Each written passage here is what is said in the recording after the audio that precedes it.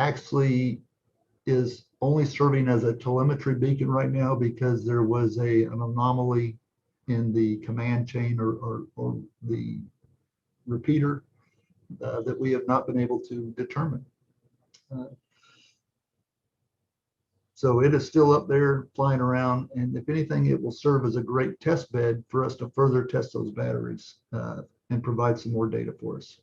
FOX-1E, as I said, is up there right now, and there are also some issues with that. Space is hard between the vacuum of space, the temperatures, and the rough ride up there. So it has not been released for public use as of yet, as our engineering team is still working through their tests to see if they can determine exactly what happened to FOX-1E. And I'm certain that my Vice President of Engineering, Jerry Buxton, will be speaking about that in the upcoming presentation, the AMSAT engineering update.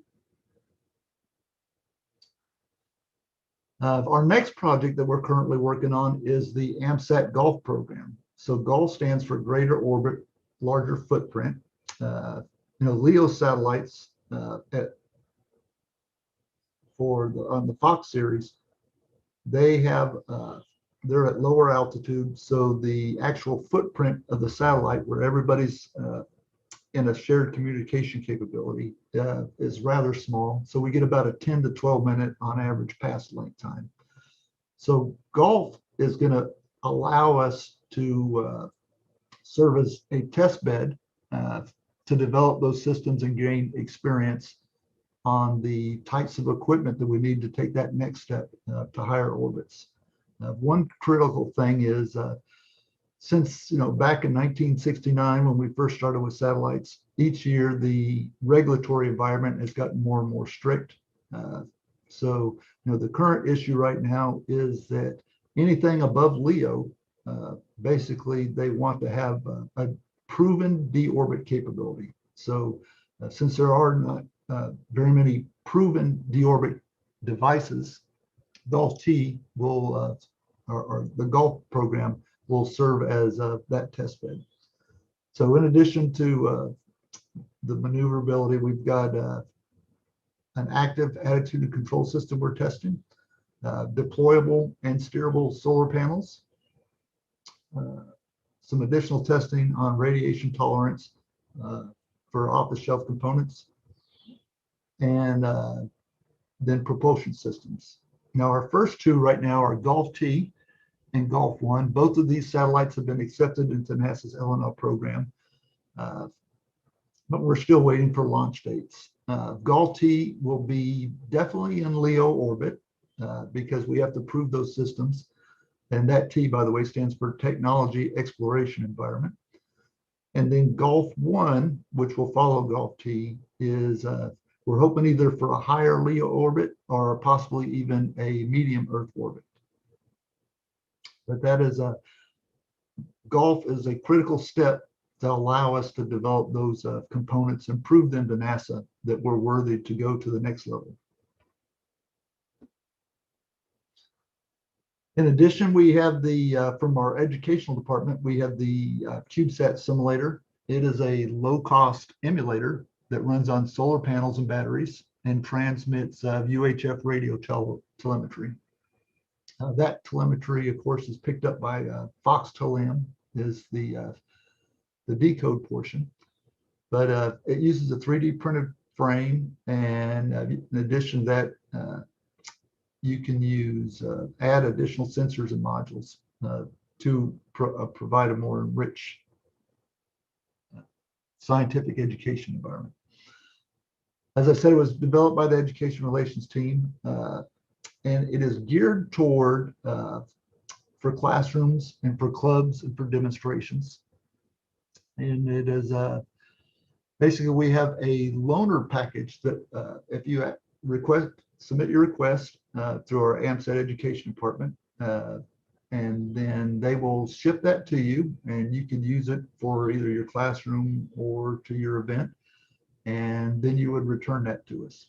But it's been a great program. It's been developing slowly. I think we're on about the third iteration of the development phase, and they're just about finished up. The newest one of course, incorporates a Pi, Raspberry Pi Zero, I believe.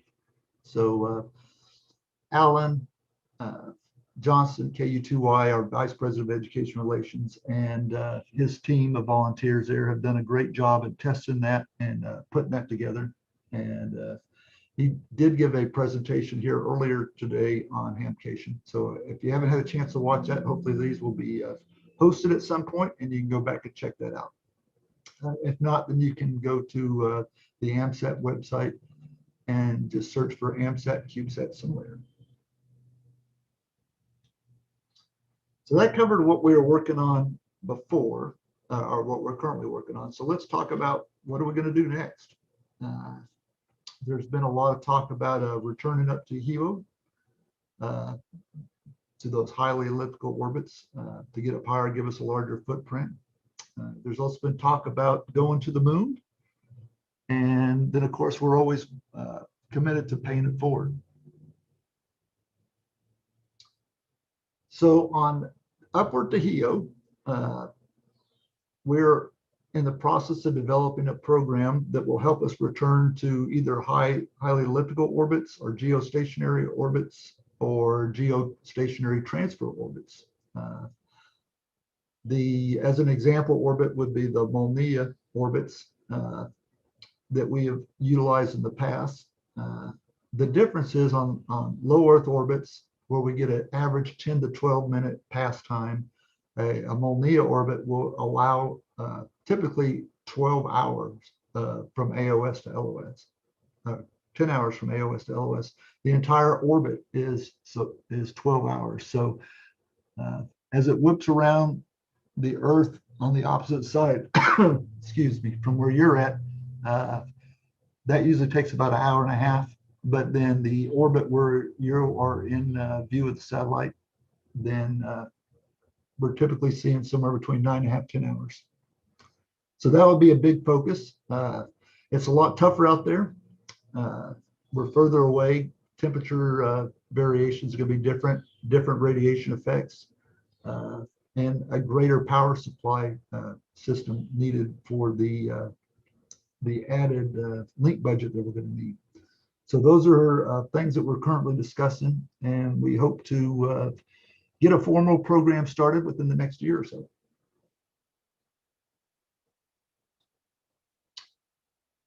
So let's talk about the moon. So NASA has announced these projects. One's called Gateway and the other one is Artemis. So Gateway itself is going to be a lunar orbiting outpost. And it's going to be an essential part in providing support for the operations that are going to be occurring on the lunar surface. The Artemis program itself is where the lunar exploration starts. And depending on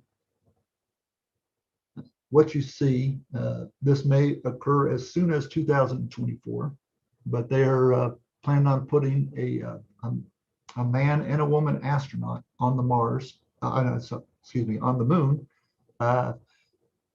near the South Pole region, and that is going to provide us with some opportunities because number one, NASA really supports interaction with its astronauts, as we've seen on the International Space Station, and amateur radio has played a critical part of that.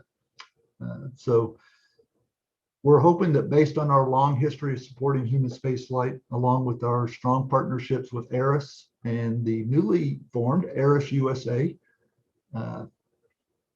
as part of the amateur exploration program, that will be included in the conversation. I know we've already submitted some proposals, and knock on wood, some of that will happen and allow us to advance amateur radio further than it's ever been before.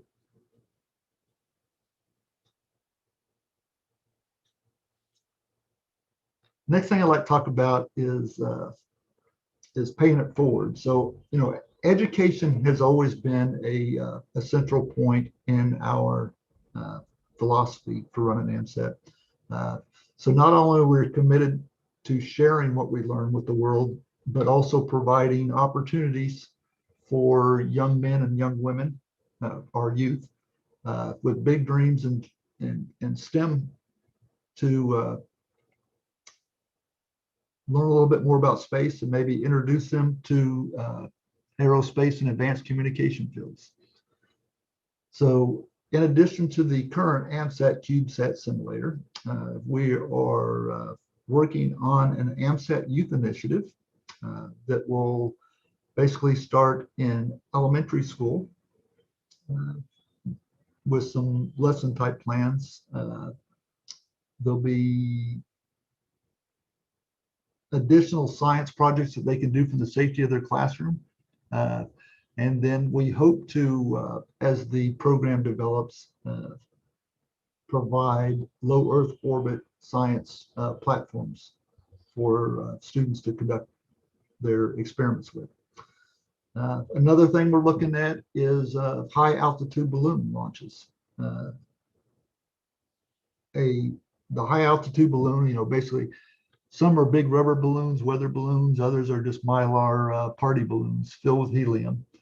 But number one, they go to near space and they provide somewhat some of the conditions that our satellites experience, not from an environmental standpoint, but at least from the technology standpoint, where we're dealing with telemetry and tracking and communication. So we're looking to possibly incorporate some sponsored satellite balloon launches and maybe possibly a minor program. In addition, as I mentioned, that it's important to share what you learn. So we're looking at more formalizing our open access to our research and results. Not only is it important to share with our members, but with the world as well. So we are hoping to, at a minimum, develop an open CubeSat design from hardware, the communication, and all the included modules, as well as for the software that could be shared worldwide. So everyone that would like to have that opportunity to build their own satellite and launch it in space. So we will be working on those items in the coming year or coming 2 years. So that's where we're at. Let's talk about, for those that have not made an amateur satellite contact, I would like to highly recommend our Getting Started guide. It is it's probably the best book to get you started, and it also serves as a great reference for those that already are aware of how to make contacts, but maybe there's a different branch there. You know, it's just not FM satellites, there's linear satellites, there's digital satellites, and there's telemetry collection. So we make that available as a digital download for about $15 on our website, which is amsat.org/shop. So how can you help out AMSAT? Well, first I would encourage everybody to join. Volunteer if you can or have the time. And then of course we could always appreciate donations. So AMSAT prides itself in being a gathering place. We've got a really diverse bunch of builders, communicators, and educators. And everybody comes for their own reason. But the key thing is that we try to provide a common place where we can all advance the art of radio science. And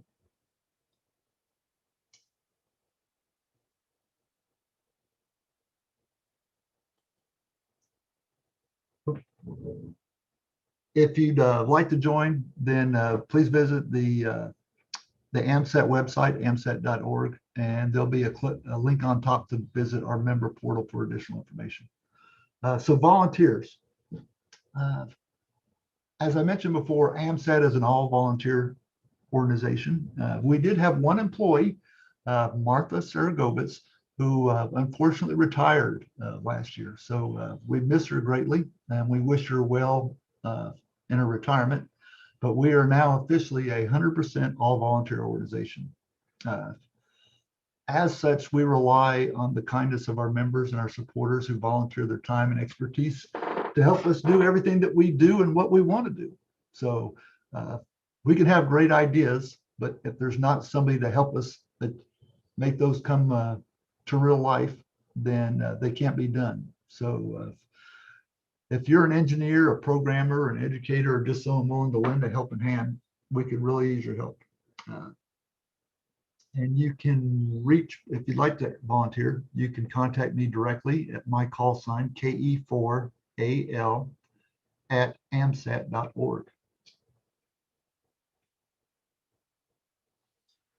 So donations, everybody asks for money, and we're no exception because number one, we're a volunteer organization. We have memberships, we charge dues, but that's not enough to allow us to do the things that we want to do in space. So we do rely on donations and for grants. So I'd ask you if you could to volunteer or to donate to AMSAT's either their general fund, to the golf program, or to ARIS, the amateur radio on the International Space Station. If you're interested, then you can go to the website amsat.org/donate and get that there. And know that AMSAT's a 501c3 nonprofit for education and scientific purposes. And so your donations will be tax deductible.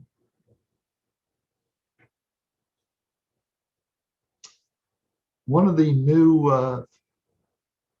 I say revised aspects of our donation program is our Vice President of Development, Frank Karnauskas, has basically renovated the AMSAT President's Club. So AMSAT President's Club is a special way to make a contribution to AMSAT, but also receive a little bit of benefit back. So if you go to our website, amsat.org, and you will see the symbols of the two coins, when that's the front side and the back side of the coin. If you click on that, that will take you to a special page where you can read more, find out more about the President's Club, and possibly join. We've always had the President's Club. However, it was basically a one-time deal. So a key feature now is it switched over to an annual subscription. And then there are different levels with different opportunities. So do us a favor, check it out, see if it's something that interests you. With the, between donations and membership and the President's Club, they all help us keep amateur radio in space. So we'd appreciate any support you can give us. Looking at the next slide, which is questions, looks like I'm about wrapped up there. So I'm going to open the floor to questions and see if anybody has anything, maybe something I missed, or maybe they something they would like me to expand more on. So I have to figure out where the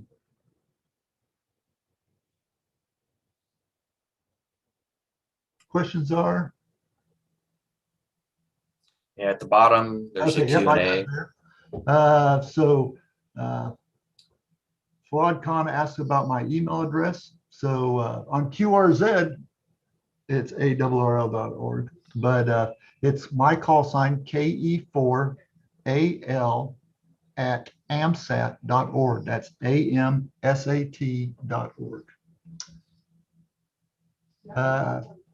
And then Tracy Listen asked about no efforts in geostationary birds over CONUS. And our Upper Dehio program does include that. It includes highly elliptical orbits, geostationary orbits, and geotransport orbits. One issue with geostationary orbits are they only work for the people that are in the cone of communication. QO100 is a great opportunity that AMSAT DL and the government of Qatar put up there for a geostationary orbit. Unfortunately, it stops just short of the shore for North America. So we could put one up here and above the US, and that would work, but it would also not benefit the rest of the world. So that's why the HEOs and the geostationary transport orbits help spread that benefit worldwide. So if we could put up, a dozen geostationary orbits to cover everything, then that'd be fine. Of course, they have to all be linked together. So we think at this time that, our initial focus is going to be at GEO and geostationary transfer orbits. And then Sajak Von Dam asks, how is the global AMSAT structure? It's a great question. AMSAT is actually us. So we were formed in 1969. And as the years continued, other countries wanted to form an AMSAT of their own. So we call those affiliate organizations. So we have AMSAT DL, AMSAT UK, et cetera, JAMSAT. They are affiliate organizations. So we have no central all-encompassing structure of organizational structure. We just all partner together for a common goal. Next question, Blake has asked, is the Getting Started available in a Kindle format? Boy, you got me on that one. It is a PDF. So if you can view a PDF on your Kindle, then you're good to go. But I've never used a Kindle. So I know I can view on my iPad, I can view PDFs. So I'm sure that's an option, maybe with a different app there. But for right now, no, just PDFs. And we have printed copies as well.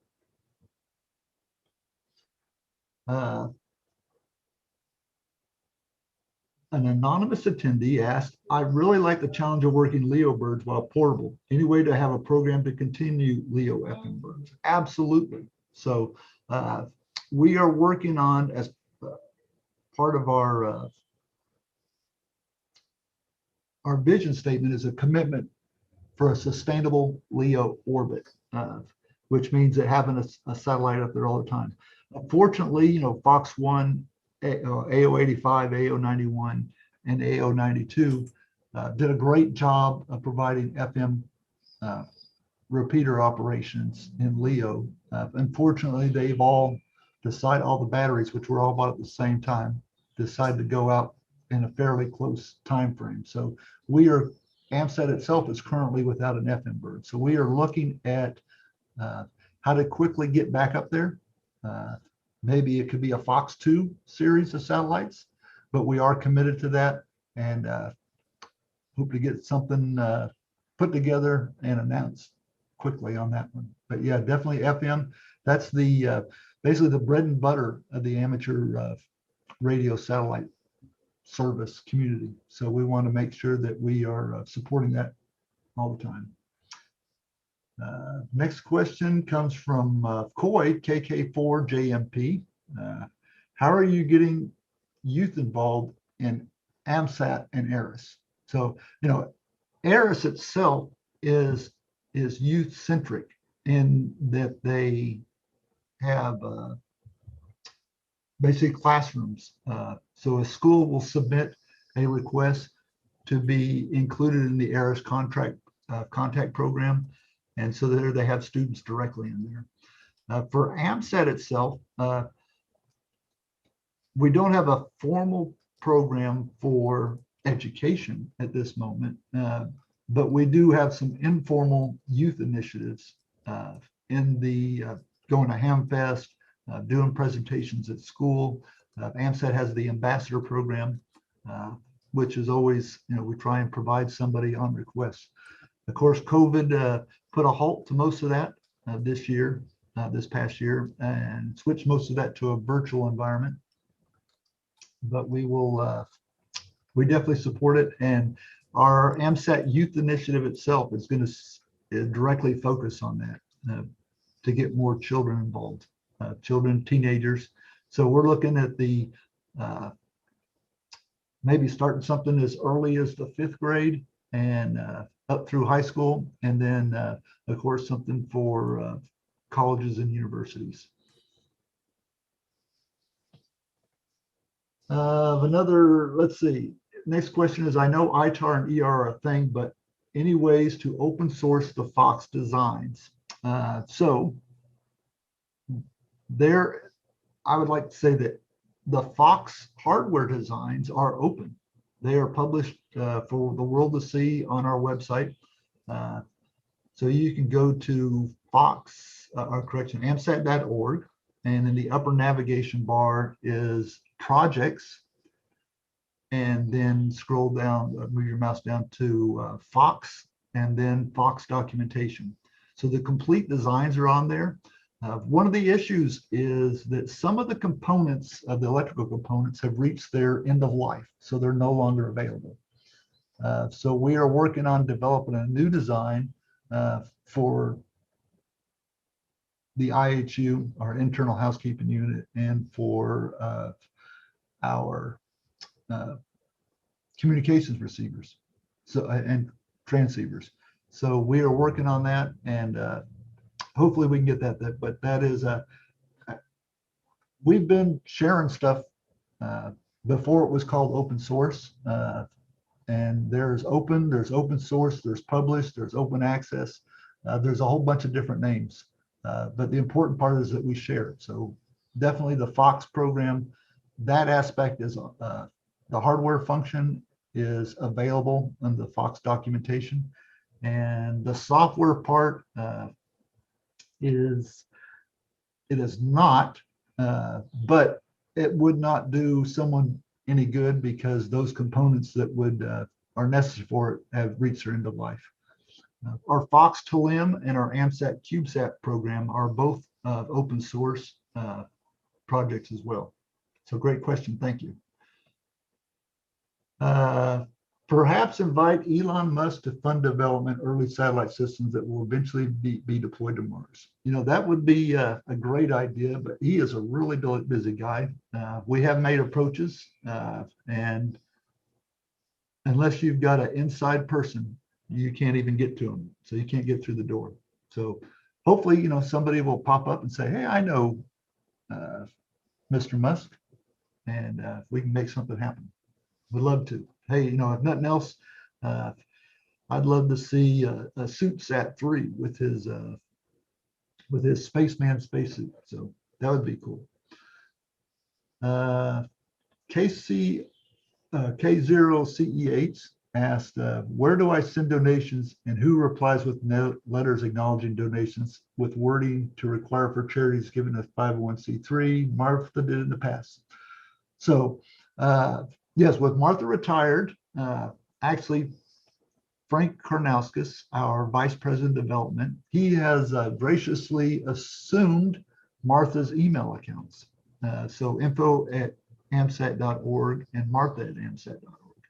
He is the one who prepares the letters for donations, but you can make a donation either through directly or via our website through PayPal account.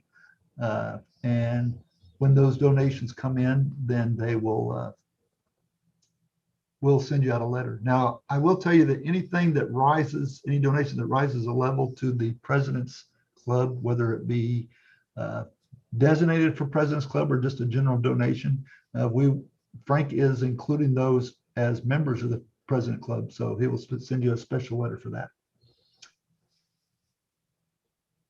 Second question, are there further journal articles following the recent SAT article for not having experience in SO 10, 13 and past?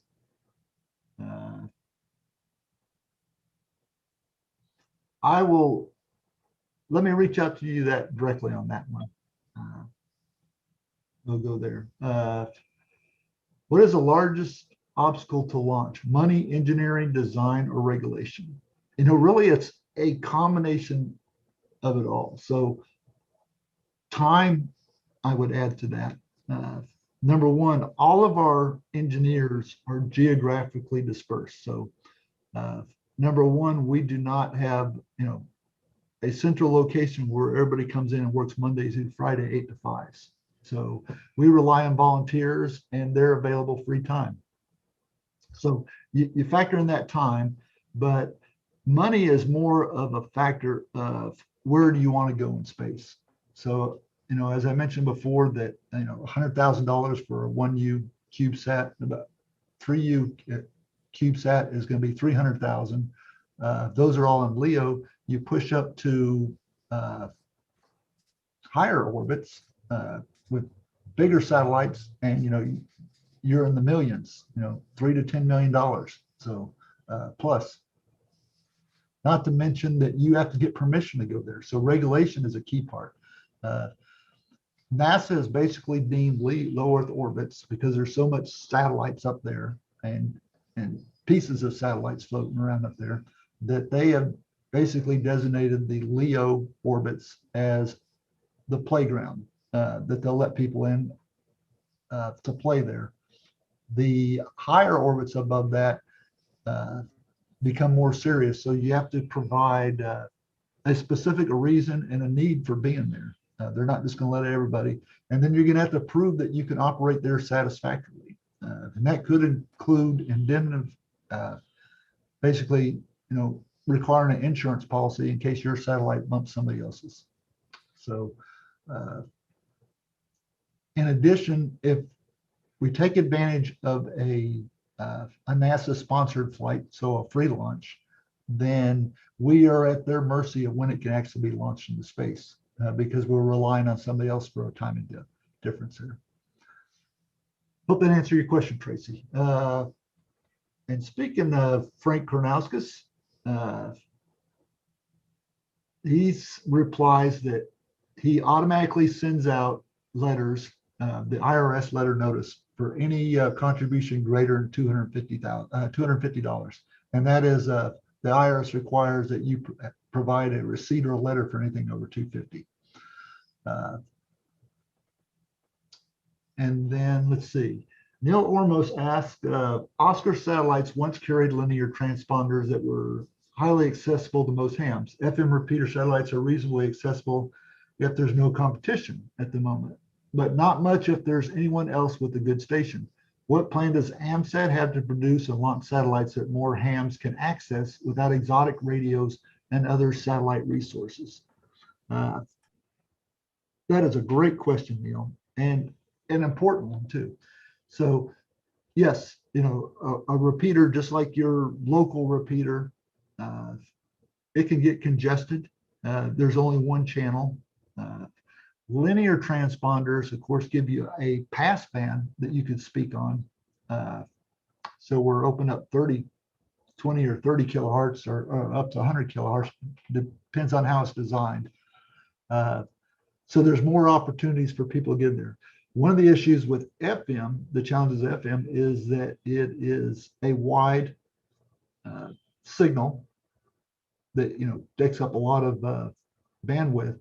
So if we had a 30 kilohertz wide transponder, technically you could do two different FM signals on that at the same time. The problem is that it's also not very efficient, and it is going to suck all the power down. So channelization is one aspect. Maybe switching over to some digital voice. If we can find an adequate voice codec that can handle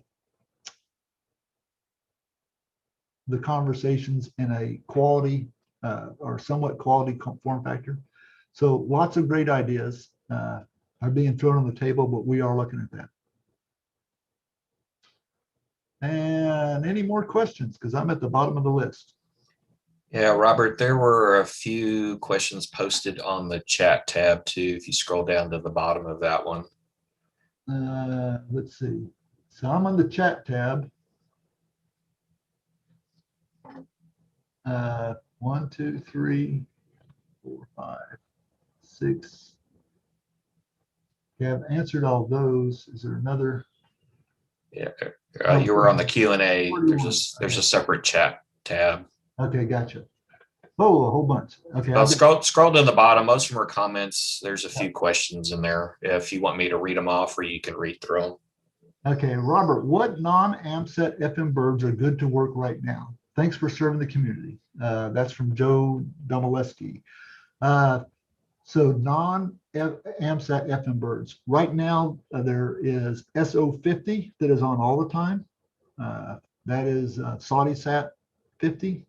That is it hears really well, but it has a soft voice. So just because you have a hard time hearing it doesn't mean it can't hear you that well. So what people will usually do is they crank up the power so they can hear themselves better. So SO50 is up there multiple passes a day and does a great job. There are some other ones, and I'm trying to think, Lilac Sat 2, but it is on a more sporadic schedule. So there's that one is available. But SO50 is basically the only, FM bird that you can depend on right now. There's a invite Elon Musk again. Do you see any more questions? Yeah, if you scroll up, there's one from Perry Klein. There's actually two of them there. One says, can you elaborate on what areas volunteers are most needed in? Okay, so volunteers. So we have opportunities include if you'd like to write articles or edit articles, that we have the AMSAT Journal. If you're in the news, we have the AMSAT News Service. Engineering, of course, is we have software, we have hardware, we have RF engineers, thermal. So basically any engineering field would be greatly appreciated. And then there's all these administration functions. So all the services that you see, AMSAT BB, we have to have people administer those, the website. So to answer that question, we could use somebody everywhere. But if anything that can get off my plate would be critical for me. So just give me a call and we'll see what you can do. Or send me an email, ke4al@amsat.org. Okay, Robert, I think we're about at our time limit. There was one other question from Perry about how many viewers we had at the presentation. The max I saw was 180, and that does not include the YouTube viewers. And then David Vine had a question about mathematics and concepts in engineering for the design of the CubeSats, and that's probably a better question for the next session. Absolutely. So that I encourage everybody to, if you haven't not yet registered for the AMSAT Engineering Update, it'd be a good idea. So thank you very much. Appreciate all your help there, Hamcation. All right. Thank you, Robert, for your presentation. And we'll hopefully see most of y'all at the next session. Yes, absolutely. Look forward to it. All right. Thank you, everyone.